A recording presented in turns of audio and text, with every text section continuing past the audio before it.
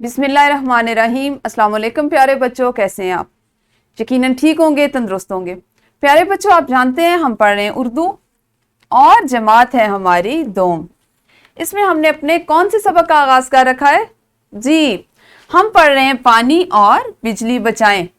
ये हमारी दरसी किताब का 8वां सबक है और हमने इसको आज छठे हिस्से में पढ़ना है। तो देखते हैं कि हम ऐसा कौन सा हासिल ताल्लुम है जिस पे आज काम करेंगे, जिसकी हम आज महारतें और मशक करते हुए उसको सीखेंगे। तो आज आप सीखने जा रहे हैं किसी तस्वीर, तकरीब या नुमाइश को देखकर इसकी किसी मखसूस सरगर्मी या खसूसियत पर रद्द अमल का इजहार कर सके। बहुत दिलचस्प काम है जिसे हम मुख्तलिफ सरगर्मियों के जरिए आपकी अमली जिंदगी से लिए गए वाकयात के जरिए मुकम्मल करेंगे। और आप सीखेंगे कि अगर आप कहीं जाते हैं तो आपका जाना बेमकसद नहीं होता, बल्कि आप वहां से क्या सीखते हैं और कौन सी ऐसी चीजें होती हैं जिन पर अगली दफा किसी ऐसी तकरीब में जाते हुए अमल करते और किस चीज से बचते हैं। सबसे पहले हम बात करेंगे सबक के इस्लामी नुक्ता नजर पर। हदीस नबी सल्लल्लाहु अलैहि वसल्लम, मुसलमान को गाली देना गुनाह और उससे लड़ाई करना कुफ्र है। कितनी शदीद मुमानियत की गई है। हमारे नबी अकरम सल्लल्लाहु अलैहि वसल्लम ने हमें इस बात से मना किया है कि हम अपने मुसलमान भाई से ना उसको गाली दें और ना उससे लड़ाई करें। और इतनी शिद्दत से इसको मना किया गया है कि अगर किसी को गाली देंगे तो ये गुनाह है, और अगर आप किसी से लड़ाई करेंगे तो इसको आप कुफ्र समझें, कुफ्र के दायरे में ये आते हैं। सही बुखारी से ये हदीस शरीफ ली गई और इसका नंबर है 48। ठीक है, जल्दी से दोहराई कीजिए। और दोहराई में आपके पास है बिजली और पानी को ज़ाया होने से कैसे बचाया जा सकता है। आपने 3 तरीके बताने हैं।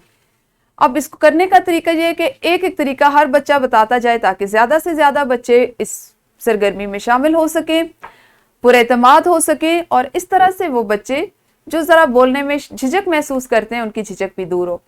वीडियो को रोकिए और जल्दी से दोहराई कीजिए। दोहराई के बाद देखते हैं कि हमने आज करना क्या है। चंद सवालात हैं आपकी ज़िंदगी से मुतल्लिक है, आपकी पसंद और नापसंद से मुतल्लिक है। आप मुझे बताइए कि क्या आपको किसी शादी पर जाने का शौक है? शाबाश, लड़कियों को तो बहुत शौक होता है क्योंकि उनको अच्छे अच्छे रंग बिरंगे कपड़े पहनना पसंद है, चूड़ियां पहनना पसंद होता है, मेहंदी लगाना अच्छा लगता है, तो इसलिए लड़कियों को लड़कों की निस्बत जाने का ज्यादा शौक है। शाबाश। अच्छा, वहां जाकर आप क्या करते हैं? बिल्कुल सही, लड़के जो हैं वो भागते दौड़ते हैं, खेलते हैं, लोगों से मिलते हैं, और लड़कियां जो हैं उनको बहुत ज्यादा क्या शौक होता है कि वो दुल्हन को देखें और बाकी लोगों से मिलें। अगर उनकी दोस्तें भी मौजूद हैं, रिश्तेदार हैं, तो उनके साथ अच्छा वक्त गुजारें। आपको किसी भी शादी पर कौन सी बात सबसे अच्छी लगती है? बड़ा मजे का सवाल है, बहुत दिलचस्प सवाल है। हर बच्चा अपनी अपनी पसंद बताए। कैसी कौन सी बात है जो किसी शादी की तकरीब पे आप जाते हैं तो आपको बहुत अच्छी लगती है? शाबाश, जबरदस्त। यही होता है आपकी पसंद और नापसंद। अब आपने ये बताना है कि क्या आपको शादी के अलावा भी किसी तकरीब पर जाना अच्छा लगता है? हाँ जी, बिल्कुल बिल्कुल सही है। जैसे आपको सालगिरह पे जाना अच्छा लगता है, कोई महफिल मिलाद हो रही हो वहां जाना अच्छा लगता है, किसी का अकीका हो रहा वहां जाना अच्छा लगता है। शाबाश। और स्कूल में खास तौर पे जो तकारीब होती हैं उनमें जाना तो मुझे मालूम है आप सबको बहुत पसंद है। हम आज इसी पे काम करेंगे, यानी आज आपने किसी तकरीब, किसी नुमाइश या तस्वीर को देखकर अपने ख्यालात और एहसासात का इजहार करना सीखना है। आज हम सिर्फ तकरीब से मुतल्लिक जो काम है उस पर ज़्यादा से ज़्यादा बात करेंगे। उसके मुतल्लिक जो काम है या अपने एहसासात को किस तरह से उनका इजहार करना है, इस पे बात करेंगे। ठीक है, किसी भी चीज़ के बारे में ये बताना कि वो आपको अच्छी लगी या नहीं। जैसे भी मैंने आपसे पहले सवाल पूछा कि आप शादी में जाते हैं तो आपको शादी पे जाना, वो एक तकरीब है, उस तकरीब में जाना कैसा लगता है, फिर आपको वहां पे कौन सी चीज़ है जो सबसे ज़्यादा अच्छी लगती है, और ऐसी कौन सी तकारीब हैं शादी के अलावा जिन पे जाना आपको पसंद है। तो अगर आपको किसी भी चीज़ के बारे में जब आप बात करते हैं, जैसे अभी हम बात कर रहे हैं, तो ये आपकी राय होती है। ठीक है, अगर आपको कोई चीज़ अच्छी लगी तो इसमें आपको क्या पसंद आया।